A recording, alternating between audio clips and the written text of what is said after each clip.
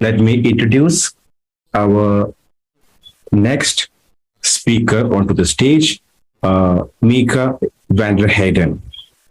And Mika has helped many adults over the world for more than 16 years as an integrative psychotherapist. And she also gives training in creative and embodied therapies. And she is here with us. And Mika, the stage is all yours. Okay, hi everybody. Thanks for this warm welcome, Arafat. Do you all hear me? Yeah, okay. Yes, we do. Perfect. So I would like to start actually with a question. Who of you would like to work while traveling? And if you can raise your hand, let me see if I can see everybody on the screens. I see some hands going up there. Okay. Yes. Okay. So how would you think of me if I would say that I'm a therapist that is nomadic? And I imagine that maybe you all see me now working from behind my laptop in bikini at the swimming pool, right? And I must admit that I actually experimented with this kind of post on social media, and it scored much better than all the other posts. I'm not sure if it was because of the picture or the content. But anyway, I think we can all agree that working while traveling is a hot topic nowadays, right? And just like this romantic myth from swimming pools and bikinis and coconuts, there are also other cliches out there. And I noticed that after sending detailed updates to my friends and family, where I speak about my travel adventures, magical moments, entrepreneurship, friendship, dating, and so on, I still get questions like, Mika, wouldn't your life be easier if you would just be home? What are you doing there? And also my nomad clients tell me exactly the same. They actually feel misunderstood by mental health practitioners and also their surroundings, people around them. And I know it's not really easy to actually explain what it's really about. So that is why today I would like to go a layer deeper than the coconuts and the bikinis. And I want to talk a little bit about how solo travel can impact mental health. And I will do this through my personal journey. Obviously, there are more benefits. There are also more challenges at the same time, but that will be another speech. So it's very personal as well. But let it inspire you. And to really understand where I'm coming from, I want you to travel back with me 41 years ago into the past. So I was one of these non-planned out children, initially unwanted by my father. And then my parents separated when I was age 4. And I remember that as a very traumatic event. I grew up with a single mom, an impossible task for her to fulfill my emotional needs. And as a result, I became this independent, perfect child. For example, when I was about 8 years old, I came back from school, I walked myself to home, and then I made dinner, I made my homework, and I knew that then I actually got to play. I often felt alone and sad and fearful as well. But the only way that I could communicate was actually through resentment and anger and disappointment. And then something unexpected happened. My mother died when I was 11. So little Mika now felt even more alone. But she decided to be strong. You don't need to be a psychologist to understand that these kind of life events leave a huge impact on a child. So this is in short the luggage that I was carrying. A lot of fear, a lot of sense of loneliness in the world. So So I went into therapy when I was about 24 years old, realizing that I wasn't really happy inside, but I didn't know what to sort out, how to start. There was just so much. And by the age of 29, most people would have said that I was leading a very successful life. I was having a job, a full-time job that I was very passionate about. I was having a beautiful relationship with the love of my life. I was having a side company. I was involved in lots of activities. I had lots of friends. I was in a good health, in good shape, and just living in abundance. Everything to be grateful for, right? But I wasn't feeling it from the inside. Something was really off. And then slowly cracks also started to show on the outside. And before I realized, I found myself in the middle of the relationship breakup and a burnout from my job. So I had lost myself and I had no idea who I was anymore, what I was supposed to do, how I was supposed to feel. My self-esteem got very low. I had almost no energy left. And I felt just so broken and betrayed and angry with life. And I remember that during this turbulent time, within a team bonding event at work, a coworker actually asked me, Mika, what would you do if you would win the lottery today? And before I answer, I actually want to ask you the same. What would you do if you would win the lottery today?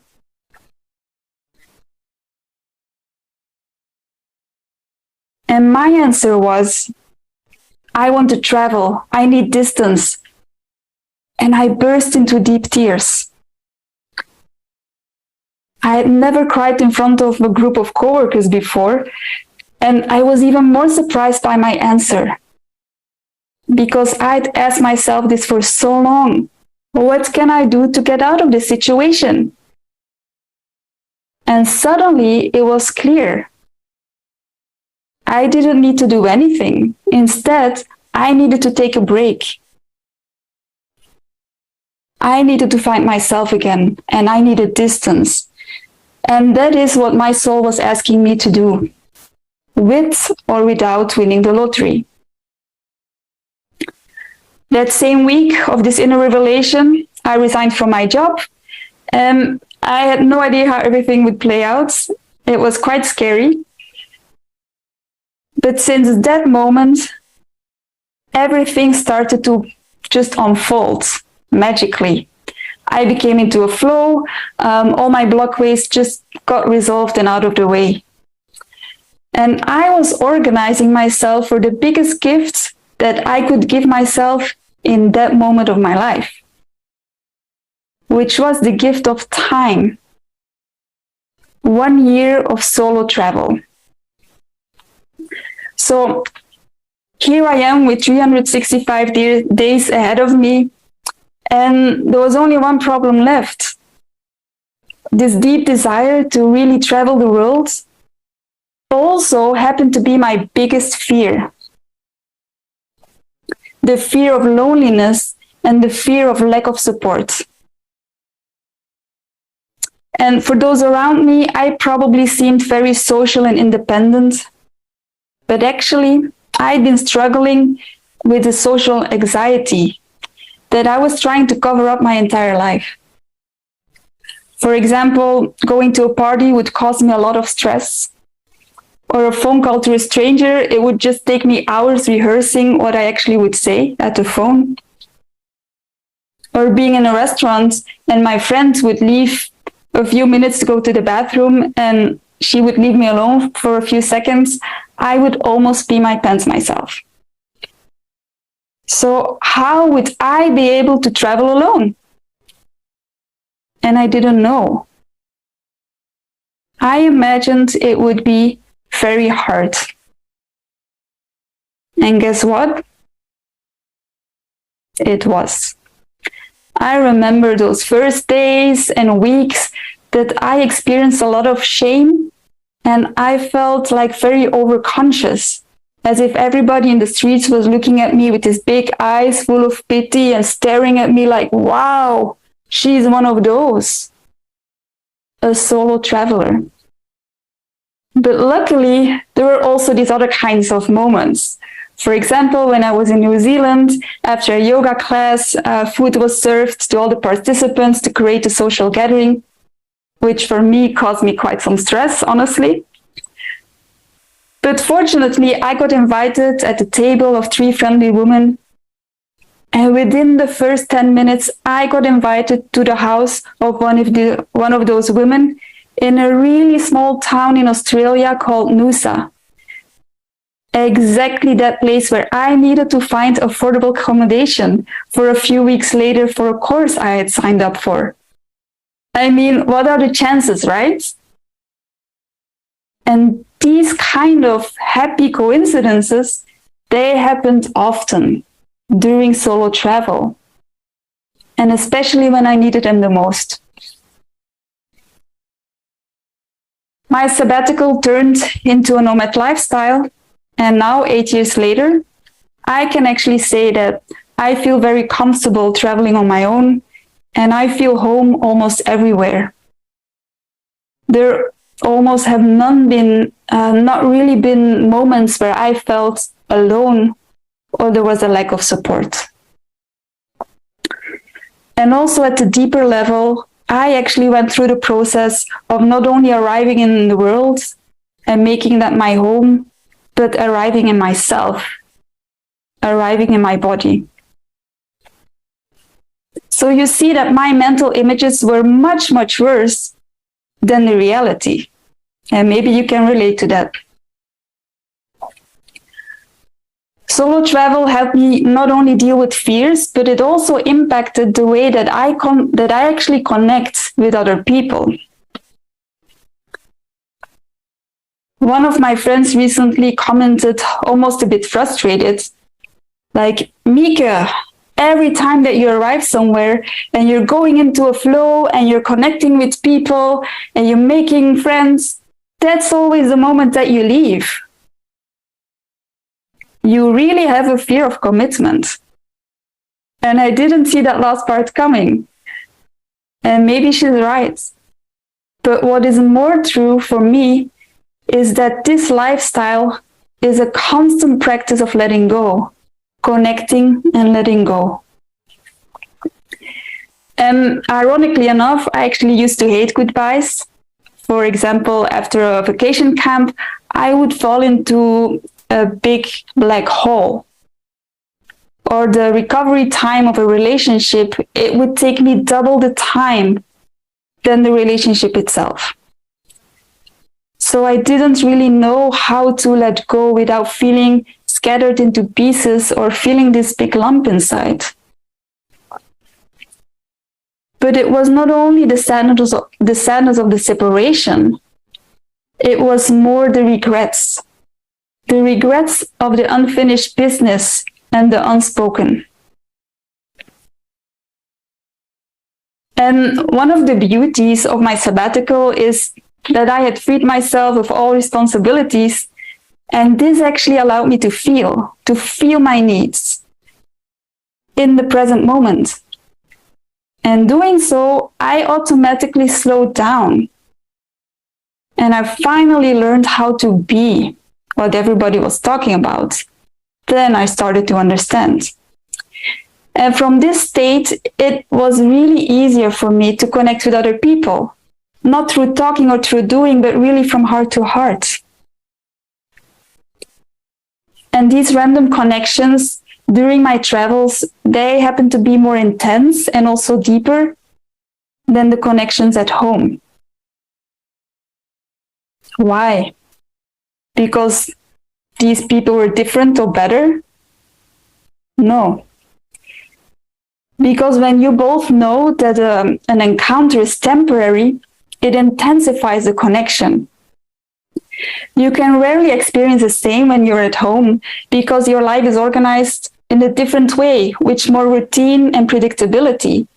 And this also creates a kind of tendency of taking for granted. So the illusion that tomorrow and all the people around will still be there, just make you hold back, not really speak your truth, right? So looking back, I actually think that thanks to these temporary encounters, I learned to connect at a deeper level. And I learned to focus on the quality of the relationship instead of the separation and the loss. And this allowed me actually to let go with a sense of gratitude rather than feel this lump inside.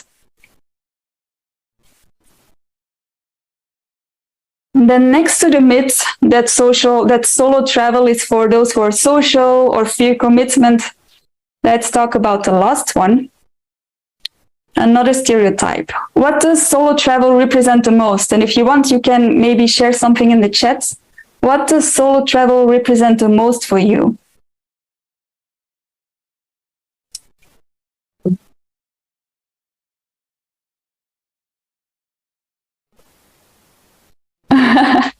Okay, interesting. The first one I already see is freedom, and that is exactly what it also represented for me. And I will always have been one of these freedom seekers. I never liked rules and I always wanted to do things my way. So finally, I had no restrictions anymore and no plan of where to go, when to go, what to do. All routines were gone. People around me were totally different. But one thing always stayed the same. And maybe you can already guess what that was. Me.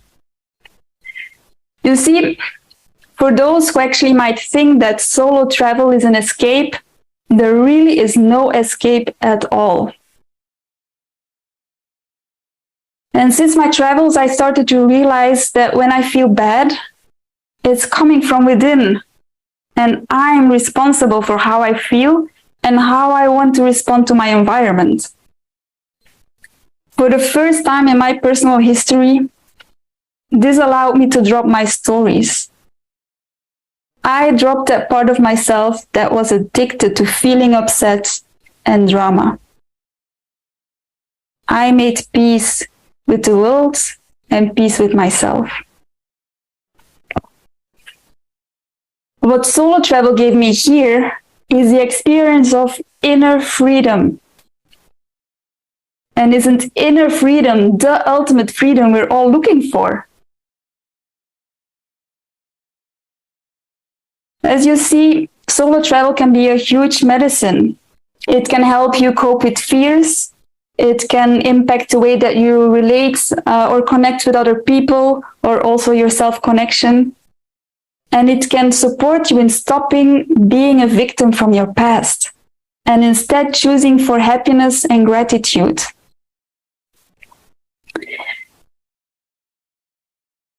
This is not only my story. This is the story of many solo travelers. Because solo travel is an incubator for empowerment.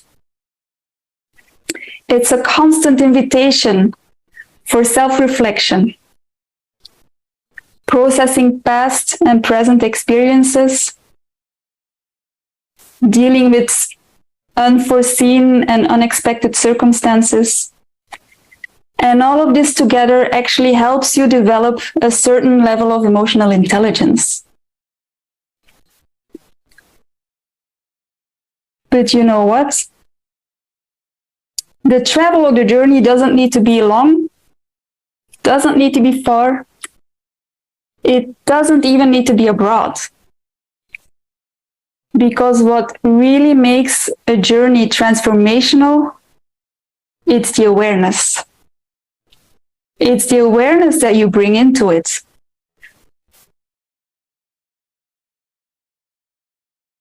I often say that I have the most beautiful job in the world because I can travel with my clients. And I don't refer to my nomadic clients with whom I can connect from different parts of the world. I refer to the deep dives into the dark nights of the souls. With all the phases of the ups and the downs, the not knowing, the grief, the desperation, the shame, the guilt, all of it, towards inner harmony and resilience and self-connection and good connections with other people and creativity and an ever-growing trust. You see that my clients actually experience a similar journey than me during my travels. So what if we would perceive a therapeutic journey as a solo travel? Who wouldn't want that, right?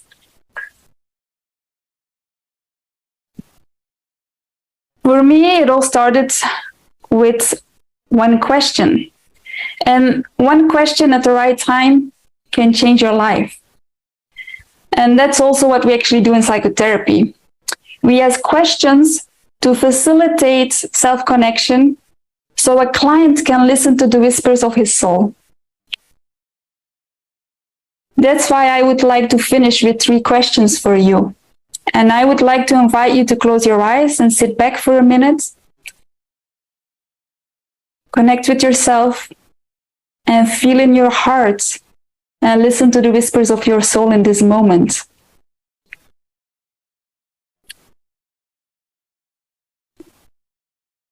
What would you do if you would win the lottery today?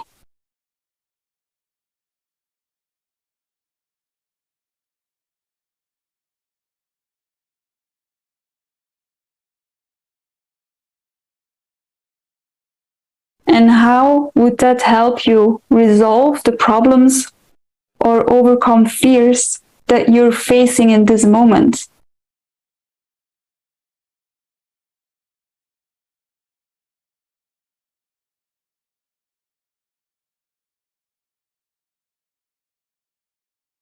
And is there another way to get this result rather than waiting for you to win the lottery?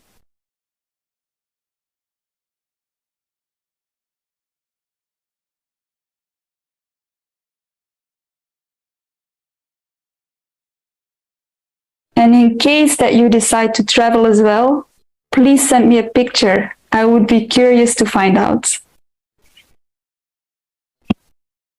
And thank you so much for your intention. I hope it could inspire you in any way.